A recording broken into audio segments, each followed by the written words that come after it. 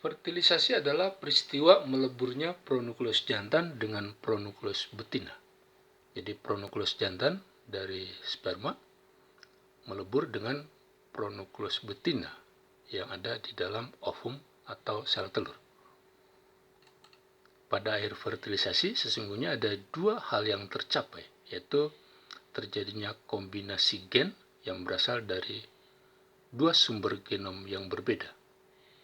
Genom dari parental jantan berupa pronukleus jantan yang ada di dalam sperma melebur dengan genom dari parental betina berupa pronukleus betina yang ada di dalam ovum.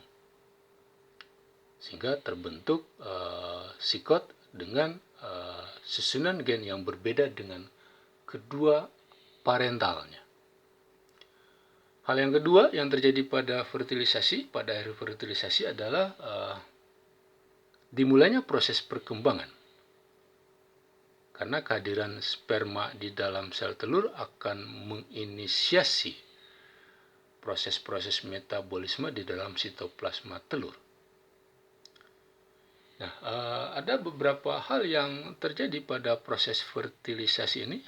Yang pertama, terjadinya kontak antara sperma dengan sel telur yang diikuti dengan proses pengenalan.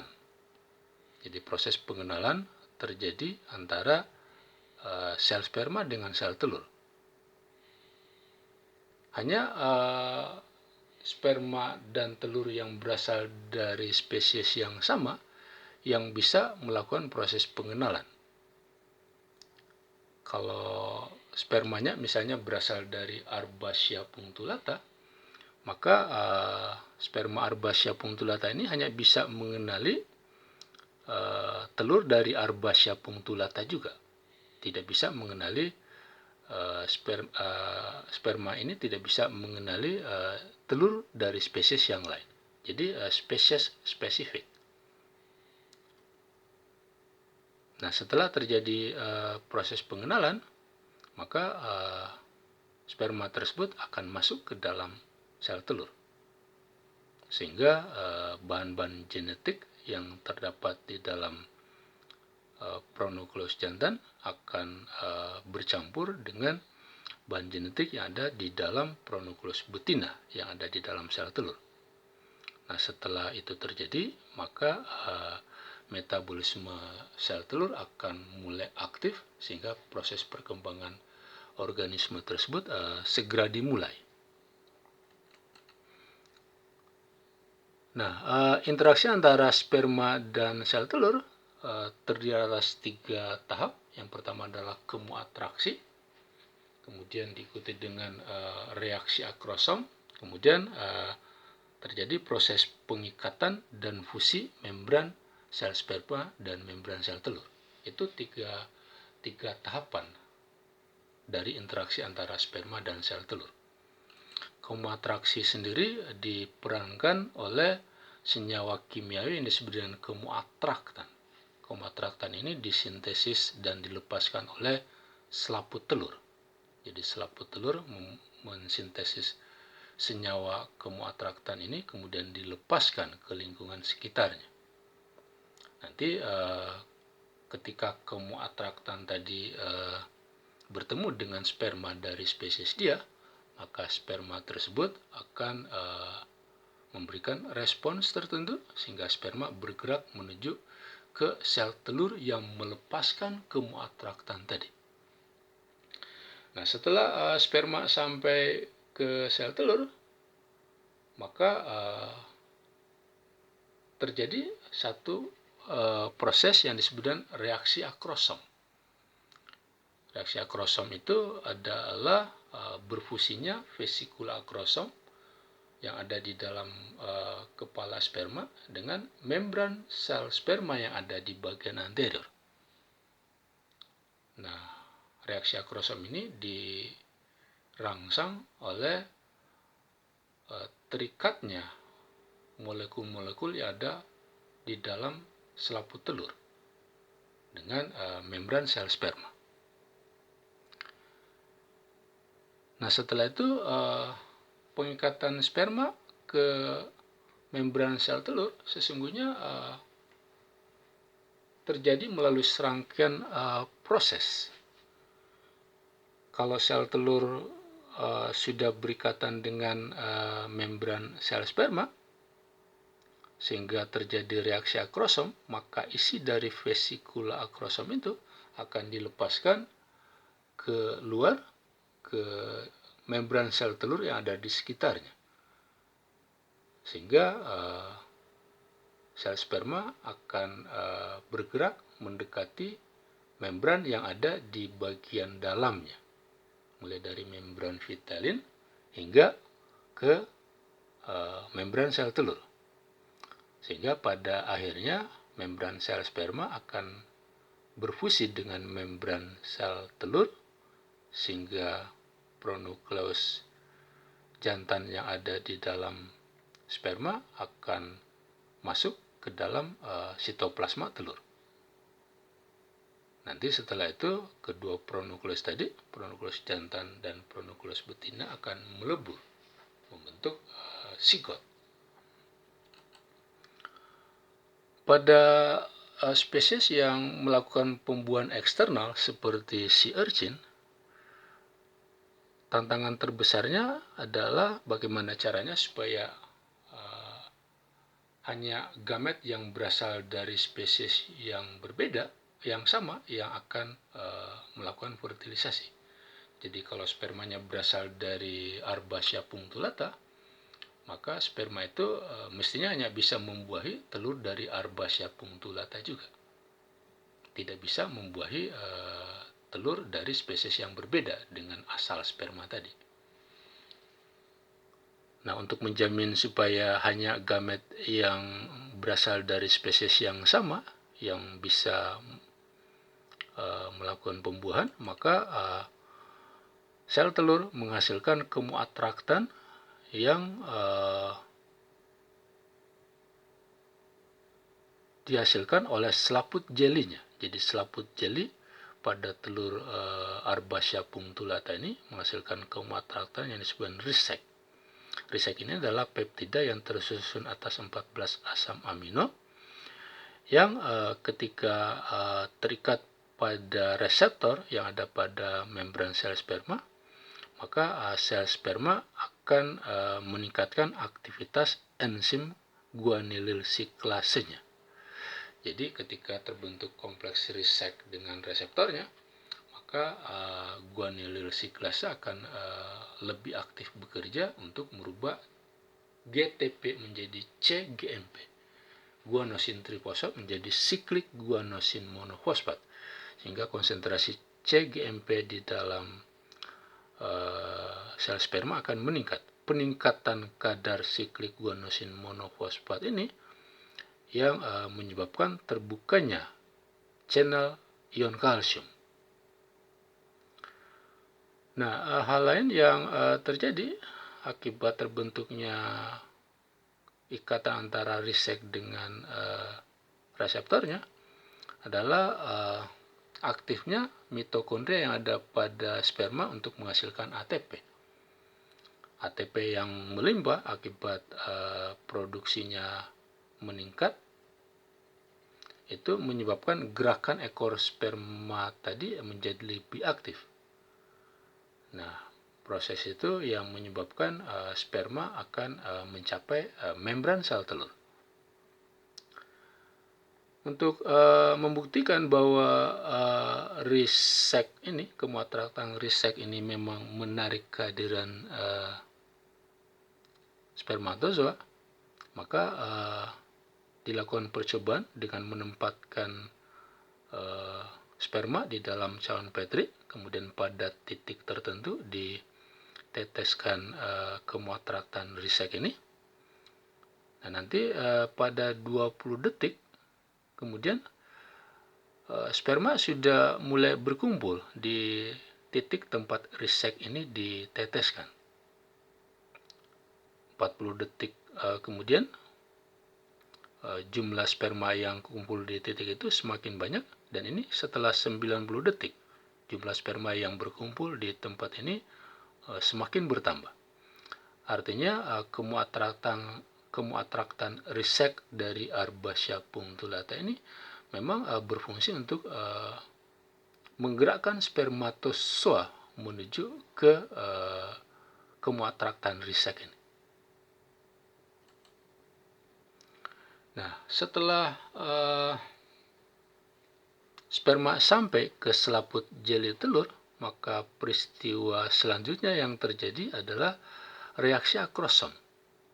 Jadi vesikula akrosom yang ada di bagian anterior kepala sperma ini akan docking pada membran sel sperma yang ada di depannya. Kemudian terjadi fusi antara vesikula akrosom, membran vesikula akrosom dengan membran sel sperma yang ada di bagian anterior ini. Nah, fusi tersebut menyebabkan isi dari vesikula akrosom ini meninggalkan kepala spermatozoa, kemudian menuju ke selaput jeli telur yang ada di sekitarnya.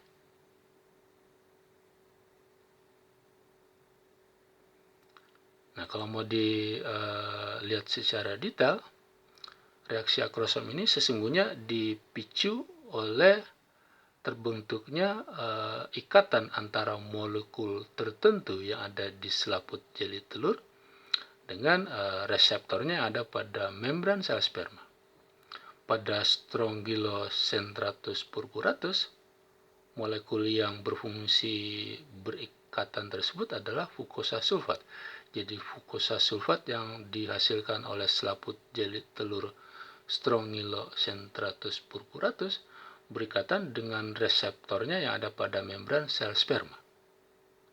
Nah, ikatan antara fukosa sulfat dengan reseptornya yang menyebabkan ion kalsium masuk ke dalam kepala sperma. Nah, faktor lain yang terjadi setelah fukosa sulfat terikat dengan reseptornya adalah aktifnya antiporter Na+H+ yang memaksa Na+ masuk ke dalam sperma dan memaksa proton H meninggalkan sel sperma. Sehingga ini menyebabkan meningkatnya pH intrasel pada sel sperma itu. Nah, hal lain adalah aktifnya enzim fosfolipase C. Fosfolipase C ini berfungsi untuk memecah PIP2 menjadi IP3 dan diasilgliserol.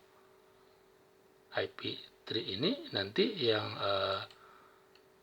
akan berikatan pada channel ion kalsium yang ada pada membran retikulum endoplasma, sehingga ion kalsium yang melimpah di dalam lumen retikulum endoplasma akan meninggalkan retikulumnya menuju ke sitoplasma sel sperma. Ini yang menyebabkan terjadinya peningkatan kadar ion kalsium. Nah, peningkatan kadar ion kalsium ini yang kemudian memicu terjadinya fusi antara membran vesikula akrosom dengan membran sel sperma yang ada di bagian anterior. Sehingga kemudian isi dari vesikula akrosom ini berupa enzim-enzim hidrolitik termasuk protease akan keluar ke membran sel telur atau selaput telur yang ada di dekatnya.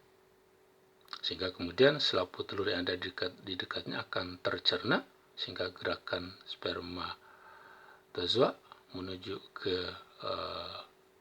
arah membran sel telur dilanjutkan.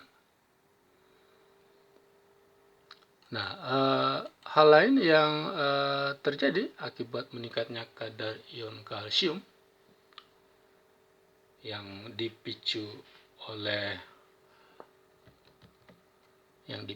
oleh terbentuknya ikatan antara fukosa sulfat dan reseptornya adalah terjadinya polimerisasi aktin. Jadi globular aktin akan membentuk polimer berupa filamen aktin.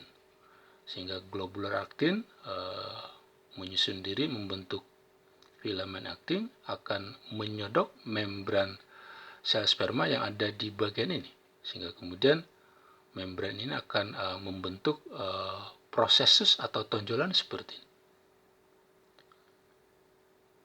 Sehingga kemudian protein binding yang tadinya melekat di bagian anterior ini kemudian akan menyusun diri mengikuti bentuk tonjolan yang ada di sini.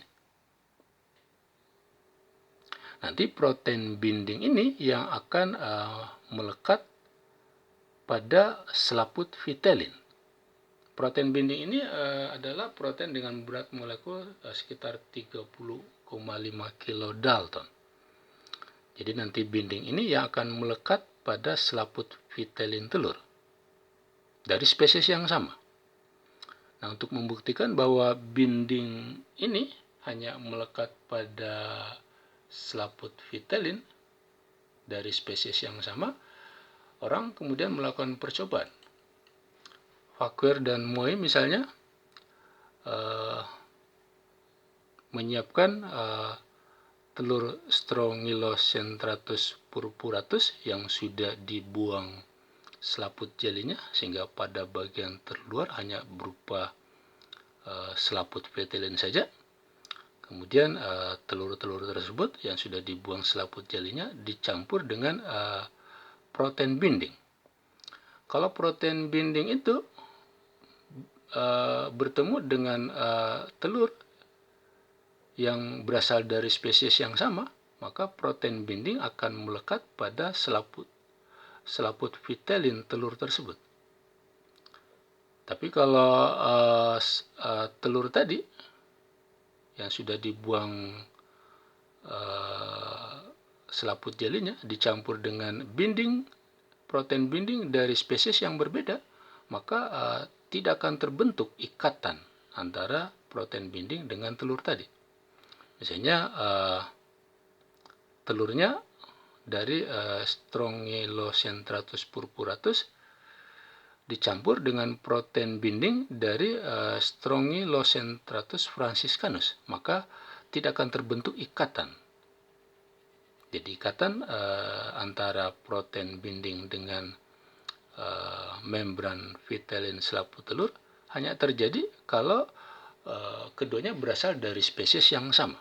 Tapi kalau spesiesnya yang berbeda, berasal dari spesies yang berbeda, maka ikatan tersebut tidak akan terjadi. Itu menunjukkan bahwa ikatan antara binding